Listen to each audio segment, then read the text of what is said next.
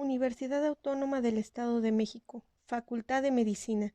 El día de hoy presentaremos el tema urolitiasis, a cargo del doctor especialista en urología, Alberto Carlos Vilchis Canales. Integrantes: Estela Chávez Favela, Abel Fernández Maya, Diana Laura Garduño Valencia, Doris Vianey Luis Martínez, Abraham Alejandro Mejía Chávez, Saraí Muñiz Galindo, Jocelyn Osorio González y Pabliana Catalina Romero Fuentes. Presenta. Bibliografía: Urología General de Smith.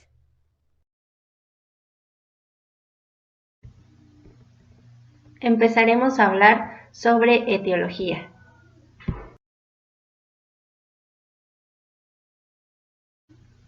Los cálculos urinarios van a ser agregados policristalinos compuestos de cantidades variables de cristaloides y matriz orgánica.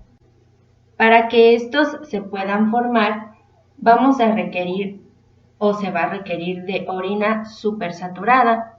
Esta saturación va a depender del pH urinario, la fuerza iónica, la concentración de solutos y la complejidad de estos. El papel de las concentraciones de soluto va a ser muy claro. Cuanto mayor es la concentración de dos iones, más probable es que se precipiten.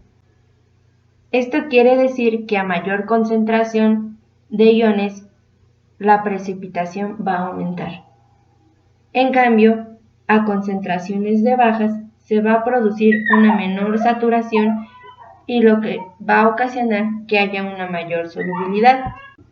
Vamos a tener también dos teorías, la teoría de la enucleación y la teoría del inhibidor de cristales. La teoría de la enucleación sugiere que los cálculos urinarios se van a originar a partir de los cristales o cuerpos extraños sumergidos en la orina supersaturada. Aunque esta teoría no es muy apoyada. La teoría del inhibidor de cristales, esta va a asegurar que los cálculos se forman debido a la ausencia o a la baja concentración de inhibidores naturales de cálculos como lo son el magnesio, el pirofosfato, etc. En la formación de cálculos vamos a tener dos componentes, un componente de cristal y un componente de la matriz. Vamos a iniciar con el componente de cristal. Este va a incluir algunos pasos para su formación, incluidos como la nucleación heterogénea o epitaxia, el crecimiento y la agregación. La nucleación va a iniciar el proceso de formación de cálculos y diversas sustancias van a poder inducirla. Estas pueden ser la matriz proteinácea, los cristales, los cuerpos externos y otros tejidos particulados. En cambio, la nucleación heterogénea o epitaxia va a requerir menos energía y puede ocurrir en la orina menos saturada. Esto va a significar que un cristal va a servir a otro cristal para que éste pueda realizar la nucleación teniendo una estructura similar. Esto es más común de verse en los cristales de ácido úrico que inician la formación de oxalato de calcio. Y por último, vamos a tener el crecimiento y la agregación, que van a requerir un cierto tiempo para que el cálculo no logre recorrer con facilidad las vías urinarias. Componente de la matriz. La cantidad del componente de la matriz va a ser del tipo no cristalino y va a variar de acuerdo con el tipo de cálculo, aunque este es generalmente del 2 al 10% del peso. Va a estar compuesto por proteínas con pequeñas cantidades de hexosa y hexosamina. El cálculo de matriz va a ser un tipo inusual de cálculo y puede deberse a cirugía renal previa o a infecciones crónicas de las vías urinarias. Va a tener una textura gelatinosa. Para el diagnóstico vamos a tener radiografías abdominales simples, aunque en estas se van a ver traslúcidos y a veces pueden confundirse con defectos de llenado como coágulos sanguíneos, tumores de las vías superiores y besuares micóticos, por lo que para confirmar el diagnóstico vamos a usar la tomografía computarizada o CT, que va a revelar mejor las calcificaciones. Vamos a tener distintos iones urinarios que van a componer a los cálculos, como son el calcio, el oxalato, el fosfato, el ácido úrico, el sodio, citrato, magnesio, sulfato y otros inhibidores de los cálculos urinarios. El calcio es un ion importante que se encuentra en los cristales urinarios. El riesgo de cálculos urinarios va a aumentar en la medida en que base también la absorción de calcio fraccional de los intestinos. Esta absorción va a disminuir con el aumento en la ingesta de calcio. Más del 95% del calcio filtrado en el glomérulo se reabsorbe en los túbulos proximales y distal, y aunque pequeñas cantidades limitadas lo hacen en el conducto colector. Menos del 2% se va a excretar en la orina. Los diuréticos van a ejercer un efecto hipocalcúrico, por lo que estos van a reducir aún más la excreción de calcio. El aumento en los uratos de monosodio y una reducción en el pH urinario van a promover la agregación de cristales. El oxalato es un producto de desecho normal del metabolismo insoluble.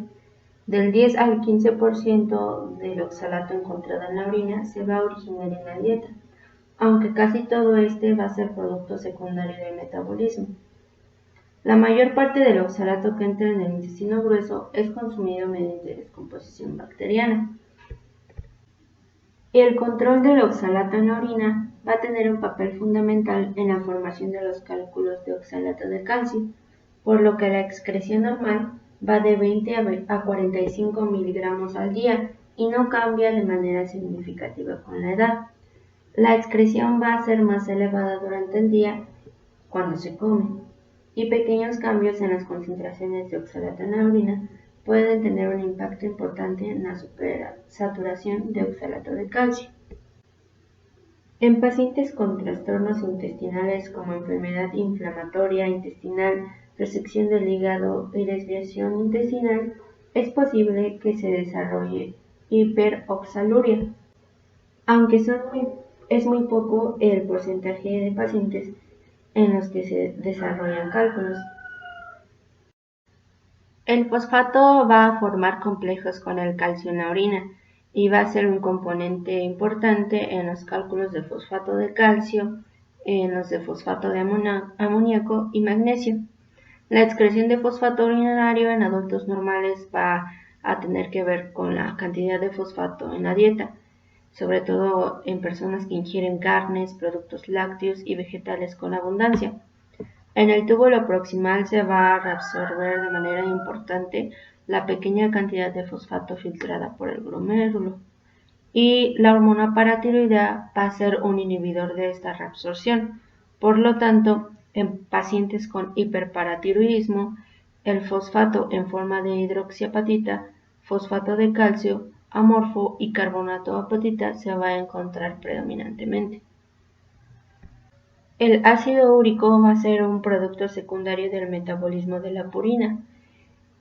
Por lo tanto, no se va a disociar con valores menores de pH.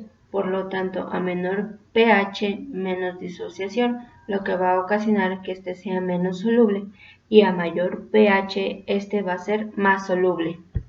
Hay algunos otros defectos en el metabolismo, como son el de la purina, que pueden llevar a urolitiasis, pero también tenemos defectos en la jantina deshidrogenasa y en la adenina, que pueden llevar a concentraciones elevadas de estas sustancias, y esto va a ocasionar que estos se precipiten más en la orina, formando una cantidad mayor de cálculos.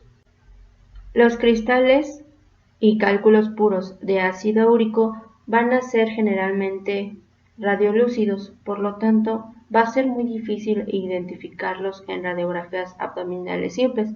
Como ya habíamos dicho, es mejor diagnosticárseles en una tomografía computarizada sin contraste en las que los vamos a encontrar más visibles. El sodio va a ser uno de los iones encontrado en mayor cantidad en los cálculos urinarios y este va a ser muy importante para regularizar la cristalización de las sales de calcio en la orina. Se va a encontrar en concentraciones más elevadas de lo esperado en el centro del cálculo renal. La ingesta alta en sodio va a aumentar la excreción de calcio urinario, al igual que las concentraciones altas de uratos de monosodio, promoviendo así el crecimiento de cálculos. Por lo tanto, al aumentar estas concentraciones en la orina, esto va a reducir la capacidad de la orina para inhibir la aglomeración de cristales de oxalato de calcio, por lo que va a haber una mayor formación de cálculos.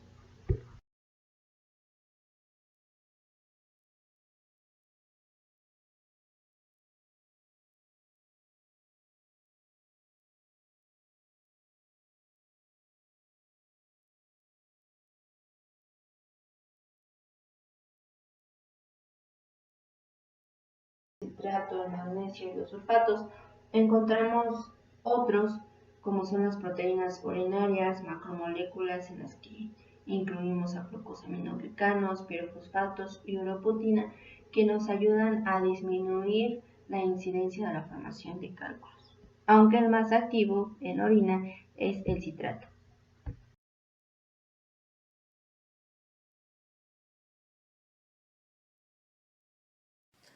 A continuación presentaremos las variedades de cálculos. Los cálculos de calcio recobran importancia debido a que del 80-85% de todos los cálculos urinarios son calcáreos.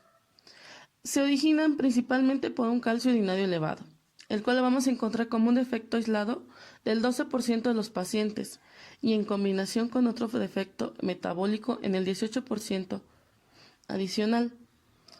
Un aumento en el ácido úrico urinario lo vamos a encontrar en el 8% de los pacientes como defecto aislado y se relaciona con otros defectos en el 16%. El oxalato urinario elevado se va a encontrar como defecto solitario en el 5% de los pacientes y como defecto combinado en el 16%. Por último, una menor cantidad de citrato en la orina se encuentra como defecto aislado en el 17% de los pacientes y combinado en un 10%.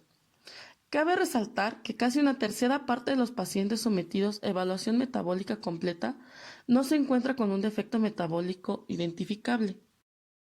La nefrolitiasis puede llegar a tener un cuadro clínico muy característico, no así la nefrocalcinosis, que son calcificaciones dentro del parénquima renal. Comúnmente son asintomáticas, pero lo que sí podemos identificar es que se encuentran estrechamente relacionadas con la nefrolitiasis.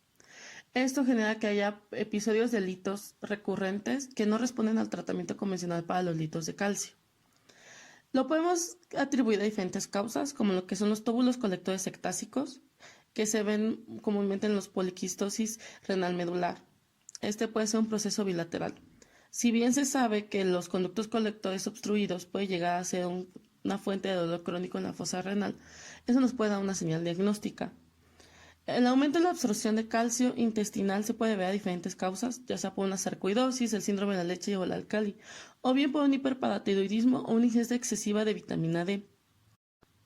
Por otro lado, tenemos todos esos procesos patológicos que nos significan una destrucción ósea, como se puede incluir el hiperparatiroidismo, las lesiones osteolíticas o un mieloma múltiple. Por último, existen las calcificaciones distróficas, que se originan después de un tejido necrótico debido a una afectación renal. Se sabe que hay diferentes patrones por los que nosotros podemos tener una nefrolitiasis. Una de ellos es la nefrolitiasis hepalcalciúrica de absorción. En esta, su principal efecto es que hay un aumento en la absorción de calcio, mayormente en el ayuno. Se sabe que hay una ingesta promedio que oscila entre los 900 a 1000 gramos día, de los cuales de 150 a 200 miligramos se van a excretar por vía urinaria forzosamente. Otro va a haber un depósito que se queda dentro del hueso y la mayor parte se va a excretar por heces. En este caso se va a presentar una hipercalciuria mayor a 4 miligramos por kilogramo. hay un cuadro fisiológico en el cual la absorción de calcio va a aumentar la absorción de calcio sérico. Esto va a aumentar la secreción de calcio urinario. El aumento del calcio sérico va a disminuir la hormona de paratiroides y esto va a haber cambios en la absorción de calcio urinario. Pero un defecto dentro de este cuadro es lo que nos va a causar los diferentes tipos de nefrolitiasis hipercalciúrica. La hipercalciuria de absorción se ha subdividido en 3 tipos. La tipo 1, que es independiente de la dieta. Eso quiere decir que las concentraciones de calcio urinario se van a seguir manteniendo elevadas, mayores a 150, 200 miligramos, cada 24 horas, aunque exista una restricción de calcio en la dieta. Por eso tenemos alternativas de tratamiento, como lo que es el fosfato de celulosa, el cual va a fijar de manera efectiva el calcio en el intestino. Se debe tomar con las comidas para que esté disponible cuando se ingiere el calcio. De 10 a 15 gramos orales en 3 dosis.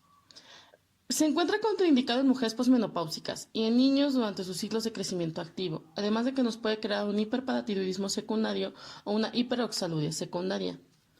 Por otro lado, tenemos las hidrocloritiacidas. Al principio va a existir una reducción de la excreción renal de calcio. Este calcio absorbido se va a depositar en el hueso, pero va a llegar a un límite de su capacidad, lo cual lo va a volver menos efectivo al fármaco. Es posible alternar las hidrocloritiacidas con fosfato de celulosa como régimen de tratamiento efectivo. La tipo 2 es dependiente de la dieta. Eso quiere decir que la excreción va a regresar a la normalidad con una restricción dietética, por lo que se recomienda limitar a los 400-600 miligramos día. Por último, tenemos la absorción tipo 3, que se debe a una fuga renal de fosfato.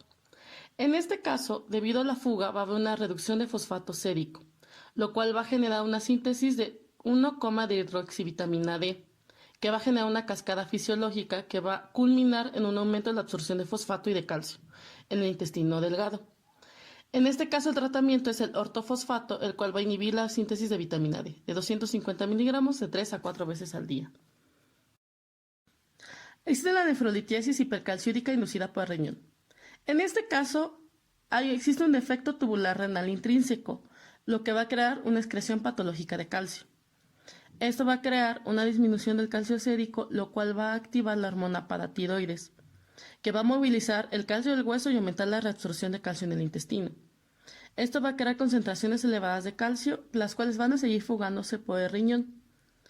En este caso, el tratamiento son las hidrocloritiacidas, que van a funcionar como diurético, reduciendo el volumen de sangre circulante y por lo tanto estimulando la absorción de calcio en el túbulo proximal.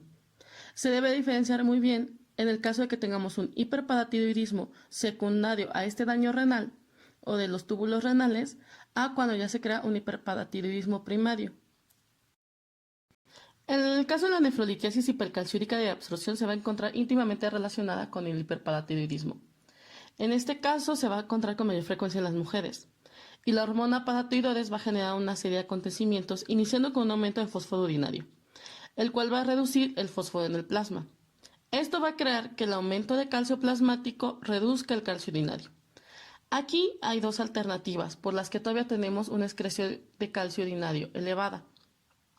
La primera es que el nivel plasmático sea tan elevado que de todas maneras exista la fuga de calcio urinario o por un daño renal como tal. En este caso, el tratamiento más efectivo es atender el hiperparatiroidismo primario como tal.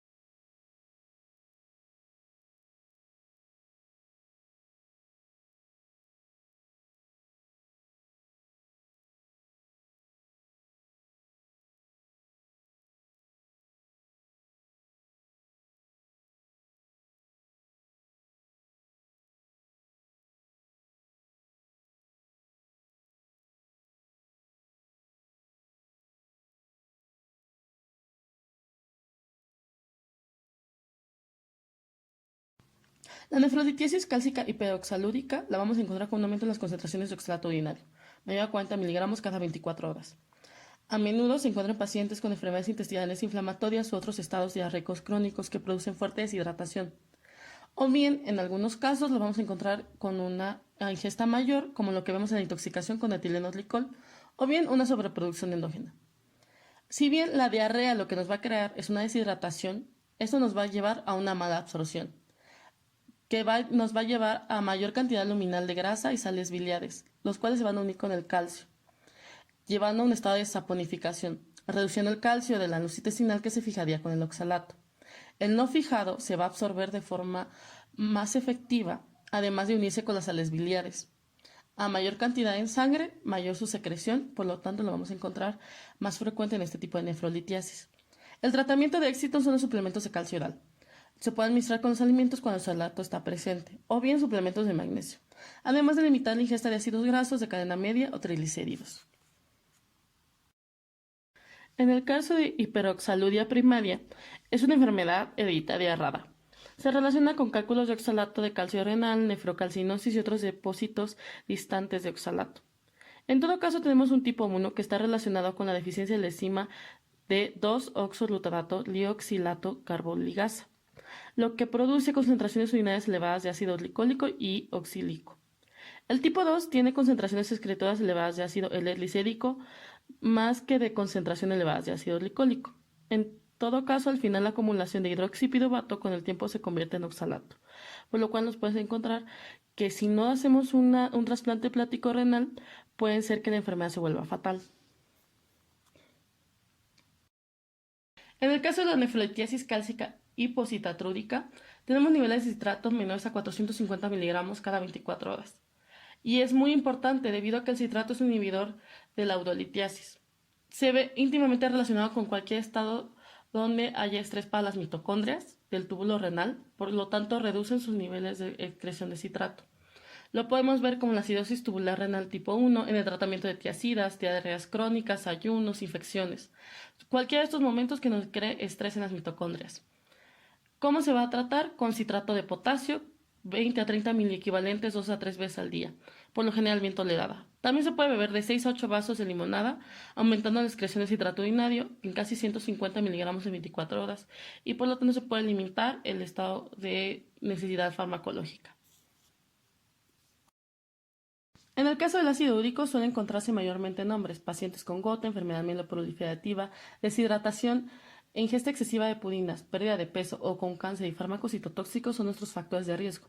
Una característica es por la presencia de ácido úrico es que nos vamos a encontrar con un pH urinario ácido menor a 5.5. El tratamiento consiste en mantener el volumen de orina mayor a 2 litros y hacer el pH más alcalino mayor a 6.0. Se debe reducir la ingesta de purinas y además se puede dar como tratamiento alternativo al lopurinol. Ya en los cálculos en calcio encontramos la estrubita, el cual va a estar compuesta por magnesio, amoníaco y fosfato MAP. Se va a ver mayormente en mujeres y se puede recurrir con facilidad. Una característica es que tiene una forma coraliforme y en raras ocasiones aparecen como cálculos uretrales obstructores. Están relacionados con microorganismos que desdoblan la urea, como las pseudomonas o el micoplasma, por lo tanto van a producir un pH urinario alcalino. Es muy raro que el pH sea menor a 7, por lo tanto hay que tomar en cuenta la acidificación en cierta medida. Los cristales de MAP son solubles en un rango urinario de 5 a 7. Otra de los factores que nos va a predisponer son los cuerpos extraños o las vejigas neurogénicas por las infecciones urinarias recurrentes. Se debe dar el tratamiento adecuado para la infección urinaria y además de tratamiento a largo plazo se optimiza con la remoción de los cuerpos extraños. Pero al final de cuentas la única alternativa 100% terapéutica es la remoción de los cálculos, en especial porque la toxicidad rápida que tiene el magnesio puede llevar a la muerte en un entorno de irrigación baja presión, como lo que son menos de 20 centímetros de presión de agua. Por lo tanto podemos tener daño renal. Otro tipo de cálculos sin calcio son los de cistina, que se deben a un error innato al metabolismo por una absorción anormal de la mucosa del intestino delgado y una absorción tubular de aminoácidos dibásicos. Eso se puede reflejar con una cistinuria mayor a 150 miligramos día. Los cálculos son únicos o múltiples, coraliformes, color ámbar, con cristales hexagonales que podemos observar en la orina. El tratamiento con líquidos se debe a una ingesta mayor de líquidos, más de 3 litros por día, y una alcalinización de 7.5 debido a que la cistina se vuelve más soluble. La glutamina, el ácido ascórbico y el captopril se han visto como alternativas de uso. Tenemos la santina, que se debe a una deficiencia congénita de santina deshidrogenasa. Hay que vigilar que el alopudinol puede generar santuria iatrogénica, por lo cual es una para abstenernos del tratamiento. Por otro lado, se da tratamiento con ingesta de líquidos, alcalización y restricción de purinas.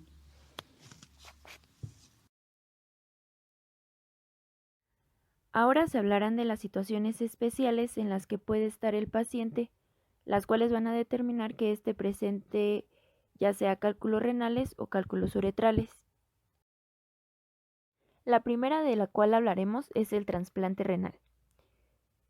Cuando a un paciente se le trasplanta un riñón, la aparición de cálculos urinarios es muy rara. Sin embargo, cuando ésta se llega a presentar, es debido a que durante la cosecha renal se seccionan los nervios perirenales. Un punto importante que cabe destacar es que en estos pacientes no se va a encontrar un cólico renal clásico, es decir, como ya sabemos, el cólico renal clásico se presenta con dolor súbito en la fosa renal ipsilateral, fiebre y es un dolor que no cede, ya que el paciente intenta encontrar una posición antiálgica para ver si su dolor reduce, sin embargo, este no cede. Por lo general, la admisión de estos pacientes es con un posible diagnóstico de rechazo de injerto y quien nos va a dar la pauta de un diagnóstico correcto son los estudios de imagen a través de una evaluación radiológica y ecográfica. Otra situación especial es el embarazo. Se sabe que el cólico renal es la causa más común de dolor abdominal de tipo no obstétrico. La presentación de cálculos urinarios en pacientes embarazadas es más o menos rara, a pesar de que durante este proceso ellas presentan hipercalciuria. También se sabe que no existe mayor riesgo de presentar estos cálculos en mujeres embarazadas con urolitiasis diagnosticada previamente. Sin embargo, un factor predisponente para llegar a presentar estos cálculos durante el embarazo es la carga filtrada de calcio, ácido úrico y sodio de un 25 a 50% aproximadamente a partir del aumento del filtrado glomerular, proceso que es muy frecuente y característico del embarazo. El 90% de los cálculos aparece durante el segundo y tercer trimestre, por lo cual se puede realizar una evaluación inicial a través de ecografía renal y radiografías abdominales, siempre y cuando se tenga una protección adecuada. Dentro del tratamiento se incluye el equilibrio feto-madre, es decir, mantener una seguridad para el feto y una seguridad para la salud de la madre. También se pueden realizar algunos otros procesos temporales bajo anestesia local, como lo es la endoprótesis con doble J o la colocación de una sonda de nefrostomía percutánea. Es importante señalar que este tratamiento puede demorarse hasta después del parto. Hablando de dismorfia, los pacientes que presentan dismorfia esquelética grave congénita, como la espina bífida, mielomeningocele o parálisis cerebral, o alguna dismorfia adquirida como lo es la artritis o lesiones traumáticas de la médula espinal, representan una situación clínica importante, ya que requiere de consideraciones especiales. Esto es debido a que estos pacientes presentan anormalidades esqueléticas muy marcadas, por lo tanto hacen que la manipulación del hito sea de difícil acceso.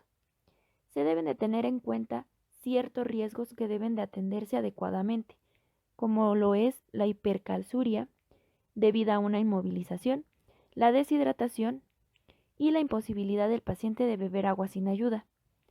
Para ello se debe realizar una evaluación metabólica completa, lo cual nos va a permitir un manejo tanto diagnóstico como terapéutico adecuados. La obesidad es un gran factor de riesgo para muchas enfermedades y para el desarrollo de cálculos urinarios no es la excepción. La ganancia o pérdida de peso es un predisponente alto para el desarrollo de cálculos renales o cálculos urinarios. Hablando de obesidad, esta va a limitar el diagnóstico y opciones de tratamiento para nuestro paciente, debido a que tiene muchas desventajas. Entre ellas, un panículo adiposo grande va a limitar la exploración física correcta y también puede guiar las incisiones de manera errónea. La exploración ecográfica también se ve afectada, esto debido a que los rayos ecográficos no van a tener una penetración adecuada. Otra de las desventajas es que en estos pacientes existen riesgos de anestesia mayores, por lo cual va a ser necesario tener más respiradoras de alta presión si se coloca a los pacientes en posición prona, esto para un procedimiento percutáneo. Y es recomendable realizar profilaxis postquirúrgica para evitar un proceso de tromboembolia en estos pacientes.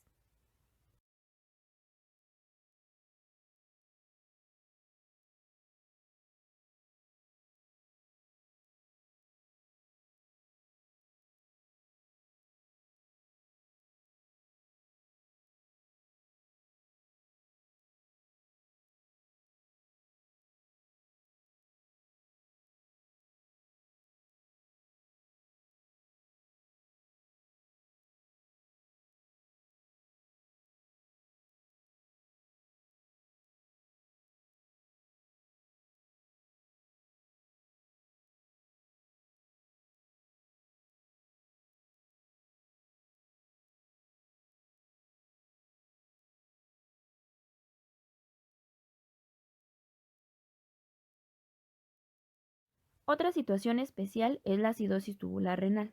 Como es una situación clínica muy importante, les voy a dar un panorama general a continuación. Bueno, la acidosis tubular renal es una patología que puede ser adquirida en la adultez o heredada a través de un patrón autosómico dominante. Para comenzar debemos saber qué es una acidosis metabólica hiperclorémica que presenta un trastorno de la función tubular, la cual tiene muchas características, entre las cuales una brecha aniónica plasmática normal que tiene una función glomerular preservada y con concentraciones variables de potasio. ¿Pero qué significa esto? Bueno, como sabemos y como su nombre lo dice, la acidosis tubular se origina en los túbulos de los riñones, los cuales van a devolver ácido a la sangre en lugar de eliminarlo adecuadamente en la orina como normalmente lo harían. Existen tres tipos de acidosis tubular renal: la tipo 1, la 2 y la 4. La 1 es distal, la 2 es proximal y la 4 es hipercalémica. De las tres cabe destacar que la tipo 1 es la que más se relaciona con cálculos renales. Esta está caracterizada por una acidemia persistente y bicarbonato bajo. De manera general, la acidosis tubular renal debe ser sospechada en aquellos pacientes con antecedentes familiares conocidos, en pacientes con nefrocalcinosis, con enfermedad poliquística renal medular o con un pH en orina mayor a 6 en ayuno y en ausencia de alguna infección. El diagnóstico se confirma mediante la evaluación de la respuesta del paciente a una carga ácida. ¿Pero cómo se realiza este proceso? Bueno, se realiza a través de una carga rápida oral de cloruro de amonio, 0.1 gramos kilogramo en una hora. Esta dosis puede administrarse antes de ir a dormir por la noche y se deja al paciente en ayuno hasta que se realice una segunda muestra de orina de la mañana y la concentración de bicarbonato sérico. En una persona normal se esperaría una respuesta en la cual se elimine la carga ácida en la orina, lo que produce un pH urinario menor a 5.3. Aquella persona que no responda de esta manera se le consideraría como una persona con acidosis tubular renal tipo 1. El tratamiento es a través de soluciones de citrato de potasio o bicarbonato de potasio, teniendo en cuenta que el citrato de potasio puede utilizarse para vigilar al paciente en cuanto al tratamiento y este sea efectivo. Hablando de tumores, el carcinoma epidermoide de vías urinarias superiores, el cual se puede observar en la imagen que se encuentra en la parte inferior e izquierda de la pantalla, es un carcinoma poco común, sin embargo se ha visto que está relacionado con la aparición de cálculos. Y siguiendo la fisiopatología tenemos lo siguiente. Una vez que se presenta el carcinoma epidermoide de vías urinarias superiores, se presentan los cálculos. Y como sabemos, esa constante irritación y crónica puede predisponernos a alguna infección y de alguna manera a presentar algún otro tipo de carcinoma. En este caso, un carcinoma de células de transición, como se puede observar en la pieza histológica que se presenta en la pantalla. Después de todo lo que ya hemos hablado, es importante conocer qué sucede con la población pediátrica. Bueno, pues en los niños es poco común que se presenten los cálculos. Sin embargo, aquellos niños que tienen mayor riesgo de presentarlos son los niños prematuros y quienes han estado en la unidad de cuidados intensivos neonatales y se les ha administrado algún fármaco, como lo es la furosemida. Para el diagnóstico en estos niños es necesario realizar una evaluación metabólica completa y detallada para descartar cualquier situación. Y una de las desventajas que se tienen es que el tratamiento puede estar limitado por el tamaño del endoscopio debido a que la estructura o las estructuras anatómicas son más pequeñas. La penúltima situación especial de la que hablaremos serán de los divertículos caliciales. Como su nombre lo dice, son divertículos que aparecen a nivel de los cálices renales y de la pelvis renal. Son eventraciones quísticas con contenido de orina de vías urinarias superiores que se encuentran en el parénquima renal y que estas vías urinarias superiores están en relación con el principal sistema colector a través de un estrecho conducto. Constituyen del 0.2 al 0.5% de la población, son congénitos y 40% de ellos están relacionados con cálculos. Existen dos tipos. El tipo 1 es el que se ha estudiado que está más relacionado con cálculos y es el que se encuentra en los cálices renales menores. Y el tipo 2 son divertículos grandes, sintomáticos y a nivel de la pelvis renal. Generalmente los divertículos caliciales son asintomáticos, pero el paciente puede quejarse de dolor en la fosa renal o de infecciones recurrentes de las vías urinarias.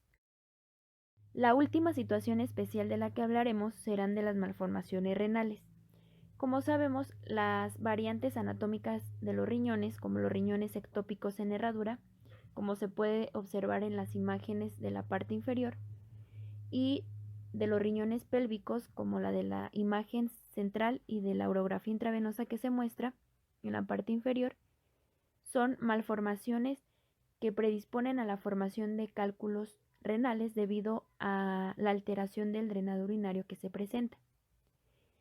En estos pacientes los síntomas no son diferentes a los que se presentan en un paciente con un riñón en posición normal. Sin embargo, el diagnóstico radiográfico se ve alterado debido a la posición inesperada tanto de uréteres como de riñones. El abordaje de estos pacientes es a través de procedimientos percutáneos y el tratamiento es a través de laparoscopía o cirugía abierta para corregir la obstrucción severa del conducto de salida. Evaluación de los pacientes con urolitiasis.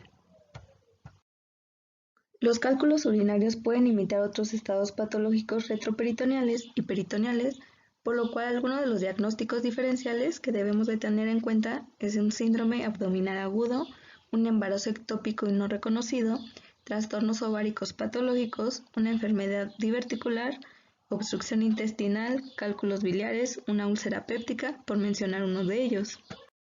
Para una evaluación adecuada vamos a requerir de los antecedentes médicos completos.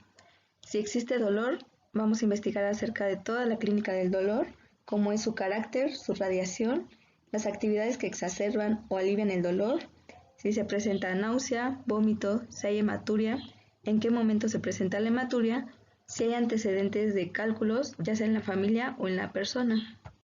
Los factores de riesgo que vamos a evaluar en estos pacientes es si en algún momento han presentado cristaluria, los factores socioeconómicos, ya que en países desarrollados e industrializados son más comunes los cálculos urinarios, así como una dieta rica en ácidos grasos saturados e insaturados, en proteínas de origen animal, azúcares y sodio y una reducción de la fibra, pueden tener un impacto significativo en la incidencia de cálculos urinarios. Vamos a preguntar también acerca de su ocupación, ya que los médicos y oficinistas tienen mayor impacto a desarrollar este tipo de enfermedad. También el clima, ya que los climas cálidos son propensos a deshidratación, que producen un aumento en la incidencia de cálculos urinarios y sobre todo de ácido úrico. También preguntaremos acerca de antecedentes familiares de cálculos, si está tomando algún medicamento como el antihipertensivo triamtereno, antiácidos e inhibidores de la anhidrasa carbónica. Una exploración física adecuada nos va a servir para poder establecer el diagnóstico, ya que muchas enfermedades, como ya les había comentado, se pueden confundir con una urolitiasis. Si un paciente llega por un cólico renal, este va a adoptar diferentes posiciones debido al dolor. En cambio, si el paciente tiene una peritonitis, él va a tener miedo de moverse por la misma causa que es el dolor. Algunos de los signos y síntomas que vamos a tener en una urolitiasis va a ser taquicardia, sudoración y náusea. Va a existir un dolor a la palpación en el ángulo costovertebral. Y si el paciente llega con fiebre, hipotensión y vasodilatación cutánea, aquí va a ser urgente una reanimación intravenosa masiva con líquidos, la descompresión de las vías urinarias y el tratamiento con antibióticos intravenosos. Se va a explorar también el abdomen en busca de masas palpables, aneurismas aórticos, discos lumbares. También se va a realizar la palpación de la vejiga, hernias inguinales encarceladas, si existe epididimitis o una orquitis y algunos estados patológicos pélvicos inflamatorios. En un paciente con cólico renal, los estudios de gabinete que vamos a tener, entre ellos está la tomografía computarizada en espiral y sin contraste, que es considerado como el método de elección. Tenemos la pielografía intravenosa, que sirve para documentar nefrolitiasis y nos ayuda para revisar la anatomía de las vías superiores. Y la radiografía CUP y ecografía dirigida, nos va a servir para valorar el uréter distal a través de una ventana acústica de una vejiga llena. Signos y síntomas de urolitiasis. El primer síntoma que va a presentar esta patología va a ser el dolor, lo cual va a tener dos entidades. Cólico renal, el primero; el segundo, el dolor renal no cólico. El primero se refiere a la distensión del sistema colector y el uréter. El segundo, a la distensión de la cápsula renal.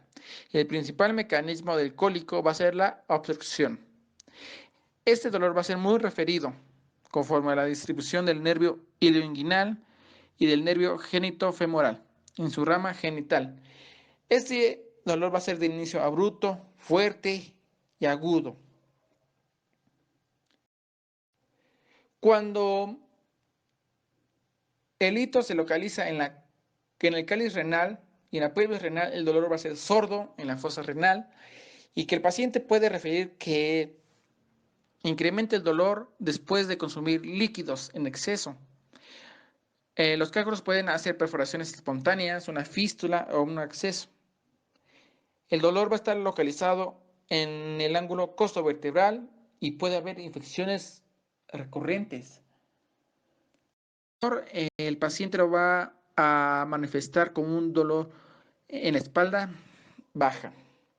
Cuando el lito se encuentra en los ureteros, en su porción superior y media, el dolor va a ser referido en el ángulo costovertebral y referido en sentido caudal y anterior hacia el abdomen. El paciente manifiesta que el dolor se va hacia enfrente. Cuando el hito se encuentra en el uréter distal, el dolor va a tener otra irradiación. Ahora se va a referir hacia la ingle, en el testículo en el caso de los hombres y a los labios mayores en el caso de las mujeres. Puede coexistir polaquiuria, tenesmo vesical, disuria, estranguria o hematuria. Siempre hay que hacer un diagnóstico diferencial muy importante, hay que hacer una semiología correctamente, porque puede aparecer patologías urgentes. Por ejemplo, una torsión testicular, una epididimitis, y en mujeres puede haber dolor menstrual, infecciones genitales o aún peor, un quiste de ovario o una torsión de ovario, que es una urgencia médica. Otro signo va a ser la hematuria, que ayuda para el diagnóstico Para esto se debe realizar un examen general de orina y evaluar si hay hematuria, cristaluria y, importante, evaluar el pH urinario. El paciente en la primera instancia va a referir que la orina tiene color a té, y si es más importante la hematuria, puede ser completamente roja la orina.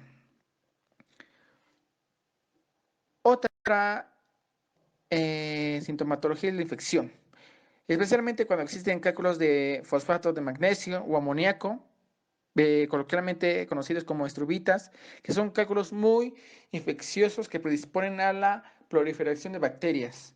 Los agentes etiológicos que encontramos pueden ser de género Proteus, Pseudomonas, Klebsiella y Staphylococcus. Siempre hay que hacer un monocultivo para determinar qué bacteria está causando daño o cuál se está desarrollando, y para tener el mejor tratamiento para el paciente. Si esto perdura, puede aparecer una pionefrosis. ¿Y cómo predisponen a una pionefrosis? Son cuando los cálculos se obstruyen y hace más propicio el ambiente para la proliferación de agentes patógenos. En algunas ocasiones los urocultivos pueden salir negativos, y el diagnóstico definitivo es la aspiración de este material, pero antes es necesario realizar un estudio de gabinete, que es la ecografía renal. Este tratamiento se basa en el drenado percutáneo, y una vez obtenido el antibiograma, hay que tratarlo con antibióticos intravenosos adecuados, correspondientes. Es la fiebre, que se puede relacionar a la septicemia. Hay que hacer una semiología, hay que revisar al paciente, puede tener taquicardia, hipotensión, vasodilatación, que puede ser signos de choque. Si en la exploración encontramos una masa palpable debido a un riñón hidronefrótico, requiere descompresión inmediata. Puede utilizarse una sonda retrógrada doble o como conocemos en J, o una nefrostomía percutánea. Por último, tenemos a la náusea y al vómito. Suelen relacionarse con obstrucción de las vías superiores. Para tratar esto, se administran líquidos intravenosos para restaurar el estado ebulémico, o en su defecto, en su estado hidroelectrolítico. No hay que forzar la uresis porque puede desarrollar hidronefrosis, o en su defecto pueden desplazar el cálculo, lo cual puede causar más dolor hacia el paciente. Bien, ahora hablaremos de la intervención en la urolitiasis. Como primer punto abordaremos la observación conservadora. La mayor parte de los cálculos ureterales se expulsa y no requiere intervención. Sin embargo, el paso espontáneo depende del tamaño, la forma y la ubicación del cálculo. Por ejemplo, los cálculos ureterales de 4 a 5 milímetros de tamaño tienen entre el 40 y el 50% de posibilidades de paso espontáneo. En contraste, los cálculos mayores a 6 milímetros tienen una posibilidad del 15%. El tratamiento médico para la expulsión, también llamado MED, ayuda a facilitar el paso espontáneo de cálculos ureterales. En este grupo de medicamentos podemos encontrar alfa-bloqueadores, ANES y esteroides. Después tenemos a los disolventes. La efectividad de los fármacos para disolución depende de la superficie del cálculo, el tipo de el volumen de irrigadores y el modo de administración. Tenemos dos formas de disolver: la alcalinización y la acidificación. La alcalinización, por ejemplo, se utiliza en cálculos de ácido úrico y de cistina. Los fármacos orales para alcalinización son el bicarbonato de sodio o potasio y el citrato de potasio. La alcalinización intravenosa es efectiva utilizando lactato de sodio. La alcalinización intrarrenal puede realizarse con éxito bajo un sistema de baja presión. Puede utilizarse, por ejemplo, una sonda de nefrostomía o una sonda retrógrada externalizada. Entre los agentes se incluyen bicarbonato, de 2 a 4 ampolletas en un litro de solución salina normal que produce un pH urinario entre 7.5 y 9. La trometamina E y la trometamina pueden producir pHs urinarios de 8 a 10.5 y son muy efectivas con cálculos sensibles al pH. Ahora bien, los cálculos de struvita requieren acidificación y puede lograrse con éxito mediante la solución G de Subi y la hemiacidrina, ya que con esto el pH urinario puede reducirse a 4. Alivio de la obstrucción. La urolitiasis puede producir morbilidad significativa y posible mortalidad en presencia de obstrucción, sobre todo con infección concomitante.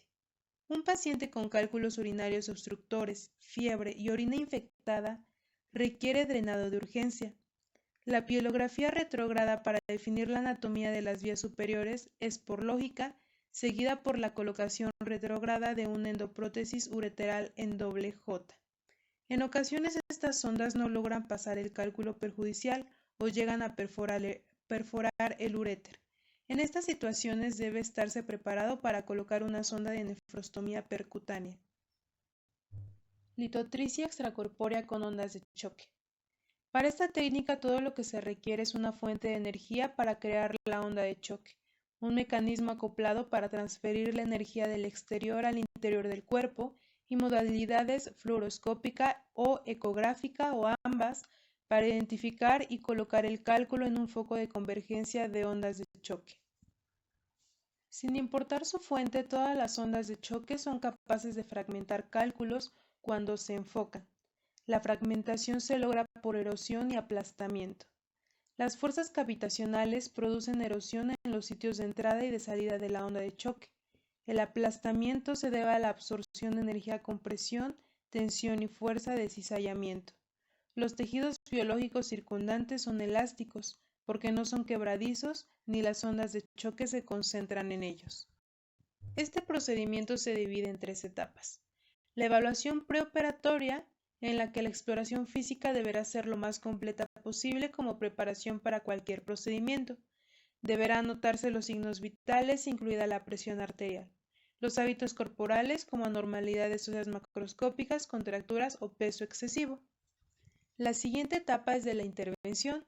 Se pasa por los pasos de ubicación del cálculo, la imagenología fluoroscópica o ecográfica, el acoplamiento, el disparo de la onda de choque y la fragmentación. La última etapa son los cuidados posoperatorios. Se debe alentar a los pacientes para que mantengan un estatus ambulatorio activo que facilite la expulsión de los cálculos. La hematuria macroscópica deberá resolverse durante la primera semana posoperatoria. Debe estimularse la ingesta de líquido. Los pacientes pueden regresar a trabajar en cuanto se sientan cómodos. Es importante señalar que este procedimiento no se recomienda en mujeres embarazadas, en pacientes con grandes aneurismas aórticos abdominales, ni en personas que estén recibiendo tratamientos hemorrágicos incorregibles. Además, deberemos tomar en cuenta las complicaciones que podrían ocurrir en el posoperatorio. Es posible que se relacione dolor abdominal con las ondas de choque. Sin embargo, un dolor intenso que no responde a los medicamentos intravenosos u orales de rutina debe alertar al médico sobre posibles y raros hematomas perirrenales. Además, el empedrado litiásico o la acumulación y asentamiento de arenilla de cálculos en un uréter puede resultar frustrante. Debe descartarse de manera específica cuando se evalúan las radiografías posoperatorias. Extracción uteroscópica de cálculos. La extracción uteroscópica de cálculos es muy eficaz para cálculos del uréter inferior. Los índices libres de cálculos se aproximan a un rango de entre 95 y 100% y son dependientes de la carga de cálculos, la ubicación y el tiempo que han estado retenidos los cálculos, los antecedentes de cirugía retroperitoneal y la experiencia del operador. Los índices de complicación son raros. Aumentan cuando las manipulaciones se aventuran en el uréter proximal. En esta técnica se hace uso de los litotriptores ultrasónicos. Ellos tienen una fuente de energía de cerámica que convierte la energía eléctrica en ondas ultrasónicas en un rango de 25.000 Hz. Esta acción vibratoria es efectiva en la fragmentación de cálculos. Las ondas huecas pueden succionar fragmentos de cálculos y desperdicios al mismo tiempo. Nefrolitotimia percutánea. percutánea. La remoción percutánea de cálculos ureterales, renales y proximales es el tratamiento de elección para cálculos grandes mayores a 2.5 centímetros. La punción con aguja es dirigida mediante fluoroscopía, ecografía o ambas y se coloca de manera rutinaria desde la línea axilar posterior hacia el cáliz inferior posterior. En caso de que se necesite la punción calicial superior, debe tenerse cuidado de evitar lesión a la pleura, los pulmones, el vaso y el hígado. La extracción percutánea de cálculos requiere paciencia y perseverancia. Los cálculos residuales pueden recuperarse con la ayuda de endoscopios flexibles, acceso adicional a punción percutánea, irrigaciones de seguimiento o sesiones percutáneas adicionales. Otros procedimientos renales. Cirugía abierta de cálculos. La cirugía abierta de cálculos es la manera histórica de retirarlos, pero se usa muy poco en la actualidad. La morbilidad de la incisión, la posibilidad de que queden fragmentos de cálculos retenidos y la facilidad y el éxito con técnicas menos invasivas han hecho que este procedimiento no se utilice. La nefrectomía parcial es apropiada con una gran carga de cálculos en un polo renal con adelgazamiento parenquimatoso marcado. Debe tenerse cuidado porque los cálculos suelen relacionarse con un defecto metabólico sistémico que puede recurrir en el riñón contralateral.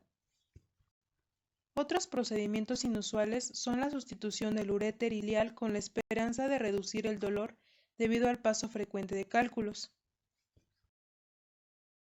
Prevención de cálculos. 50% de los pacientes experimentan cálculos urinarios recurrentes en 5 años, sin intervención profiláctica. Es importante inculcar en los pacientes una actitud de prevención, que después del paso espontáneo de los cálculos o la remoción quirúrgica de estos, se apliquen las medidas para evitar su recurrencia.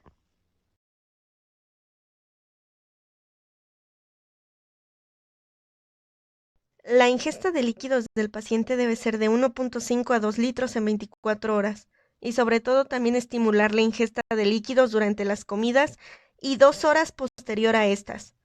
Una diuresis adecuada por la noche implica que el paciente se despierte a orinar para así limitar la éstasis urinaria y ofrecer una oportunidad de ingerir líquidos adicionales.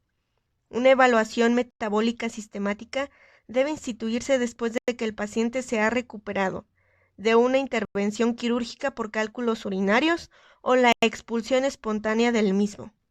Una recolección inicial de orina de 24 horas analiza diversos factores según el cálculo anteriormente presentado. Es decir, un paciente con cálculos de ácido úrico deberán medirse sus niveles para así disminuir la ingesta de purinas como medida de prevención.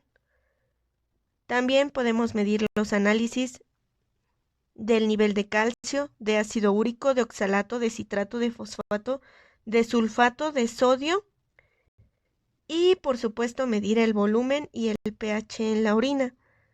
También es importante agregar las concentraciones séricas de referencia para nitrógeno ureico, creatinina con o sin paratormona, fósforo y ácido úrico. También podemos usar como medida profiláctica medicamentos orales como los inhibidores de la absorción gastrointestinal. Como ejemplo tenemos al fosfato de celulosa, el cual se fija el calcio del intestino e inhibe la absorción de calcio y así su excreción urinaria. Se usa principalmente en pacientes con hipercalciuria de tipo 1 de absorción y los pacientes deben de tener como criterios unos valores normales de paratrina, calcio sérico y fosfato. Y por supuesto no deben tener enfermedad ósea que puede empeorar con este medicamento. Pueden aumentar las concentraciones de oxalato y fosfato urinarios. La dosis inicial típica es de 5 gramos 3 veces al día, que debe ingerirse con los alimentos, y puede adecuarse las concentraciones de calcio urinario en las siguientes 24 horas. Para su vigilancia, debe hacerse 1 o 2 veces al año, y se deben de observar las concentraciones urinarias de magnesio, calcio, oxalato y sodio, además de la paratirina sérica. Con frecuencia se requieren suplementos de magnesio y deben de tomarse por lo menos 1 hora antes o después del fosfato de celulosa. Se relaciona con la carga de sodio, por lo cual debemos de tener precaución en pacientes que padecen insuficiencia cardíaca congestiva, ya que ésta puede empeorar. Puede tener efectos gastrointestinales secundarios, pero son muy poco frecuentes, los cuales incluyen dispepsia y heces blandas.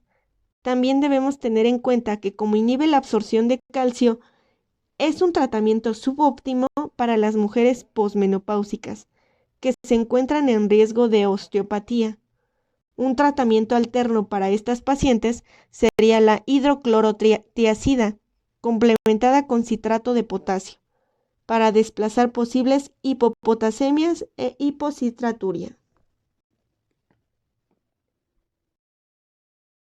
Alcalinizantes de pH. El citrato de potasio es un agente oral que eleva el pH urinario en unidades de 0.7 a 0.8 potenciales de hidrógeno. La dosis típica es de 60.000 equivalentes en 3 o 4 dosis divididas al día. Existen preparaciones líquidas y cristales que deben mezclarse con los líquidos que ingerirá el paciente. El efecto se mantiene por muchos años. Debe tenerse cuidado en pacientes susceptibles a hiperpotasemia, en quienes tienen insuficiencia renal y quienes toman diuréticos que preservan potasio.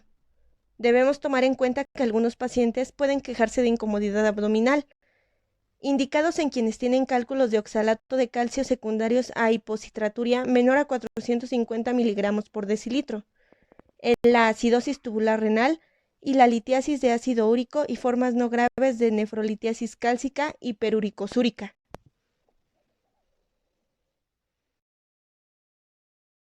También podemos usar suplementos de fosfato y de calcio. Principalmente los de fosfato los usamos en la fuga renal de fosfato, que se trata mejor mediante su reemplazo. Pero debemos de tener precaución en pacientes que estén bajo tratamiento con glucósidos digitálicos y en quienes tienen insuficiencia renal grave, enfermedad de Addison o disfunción hepática severa. La dosificación puede empezar con 200 miligramos de 3 a 4 veces al día y puede aumentarse al doble, dependiendo del seguimiento de las concentraciones de electrolitos. La suplementación con calcio la podemos usar principalmente en la nefrolitiasis cálcica hiperoxalúrica. El gluconato de calcio y el citrato de calcio se absorben mejor y son más efectivos cuando hay más disponibilidad de calcio sérico que otras formas de calcio.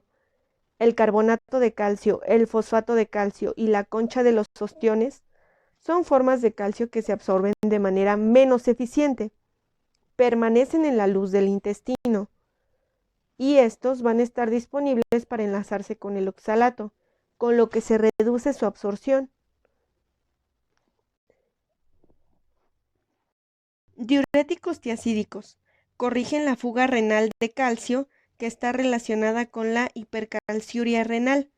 Evita un estado hiperparatiroideo secundario y se relaciona con síntesis elevada de vitamina D y absorción de calcio intestinal.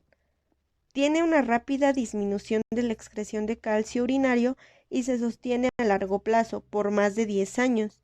La dosis inicial es de 25 miligramos y puede adecuarse con base a las concentraciones urinarias de calcio.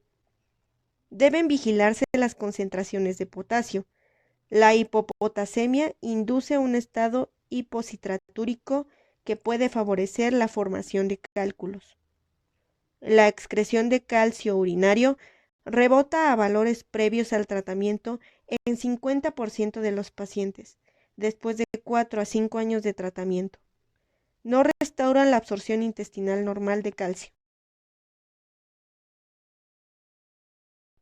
Medicamentos para reducir el ácido úrico. El alopurinol se emplea para tratar nefrolitiasis cálcica hiperuricosúrica, con o sin hiperuricemia.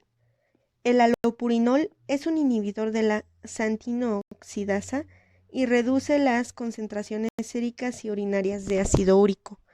No tiene impacto en la biosíntesis de purinas.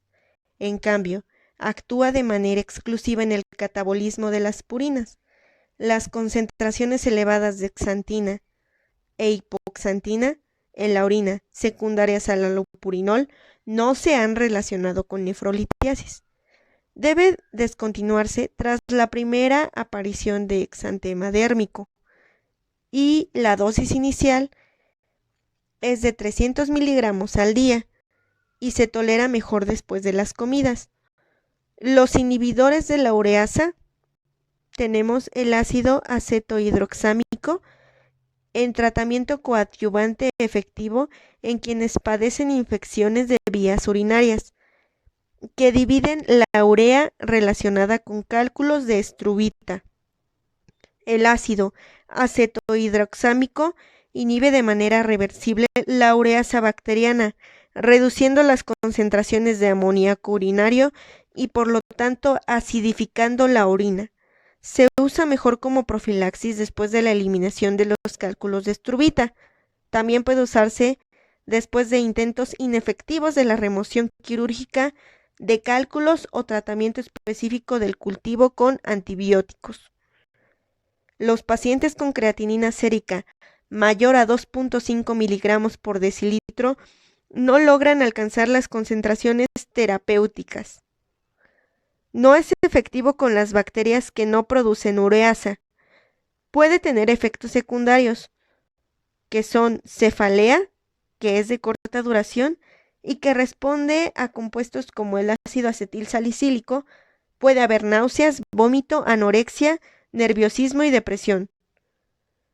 La dosis inicial es una tableta de 200 miligramos 3 a 4 veces al día, con una dosis total de 10 a 15 miligramos por kilogramo por día. Y por último, pero no menos importante, tenemos la prevención de cálculos de cistina, en los cuales las medidas conservadoras, que incluyen la ingesta masiva de líquidos y alcalinización urinaria, suelen ser inadecuadas para controlar la formación de cálculos de cistina. La penicilamina, el mismo fármaco que se utiliza para quelar el exceso de cobre en el tratamiento de la enfermedad de Wilson, realiza un intercambio de tiol disulfuro con la cistina. Esto reduce la cantidad de cistina urinaria, que es poco insoluble. La solubilidad de la cistina es dependiente del pH. Está relacionada con cuantiosos y frecuentes efectos secundarios que incluyen anormalidades hematológicas, renales y hepáticas. La dosis inicial de la penicilamina es de 250 miligramos al día en 3 o 4 dosis divididas, para que así pueda reducir los efectos colaterales fuertes. Puede aumentarse de manera gradual a 2 gramos por día y la dosis debe ajustarse con los valores cuantitativos de cistina urinaria. Aumenta los requisitos de piridoxina, que es vitamina B6, que debe suplementarse con 25 a 50 miligramos por día. Los pacientes toleran mejor la mercaptopropionilglicina que la penicilamina, que es un agente reductor que se fija a la parte sulfuro de la cistina y forma un compuesto mezclado de disulfuro hidrosoluble. Y este medicamento puede ayudar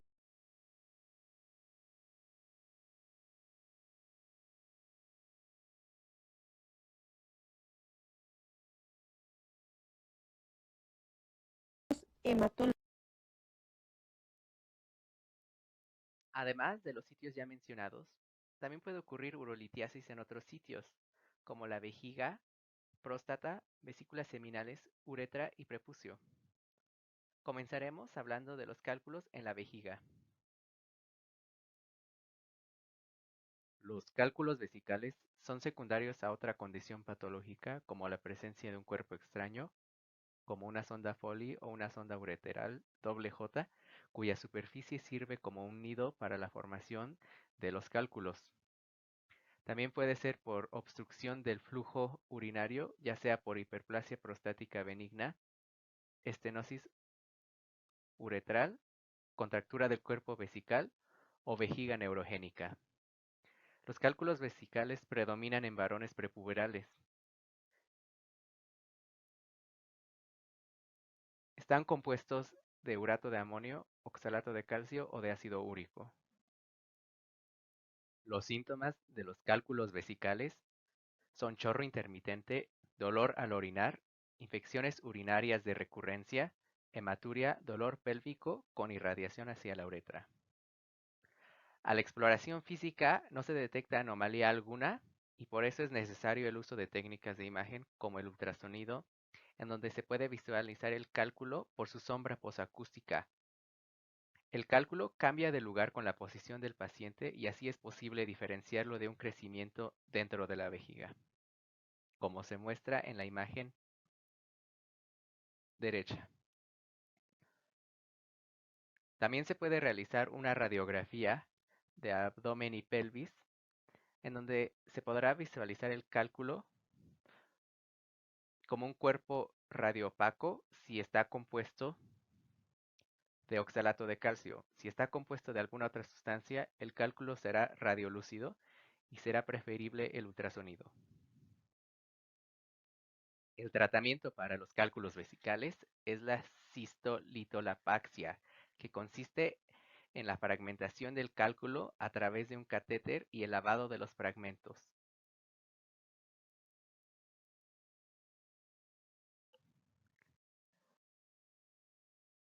Continuamos con los cálculos prostáticos y con los cálculos seminales.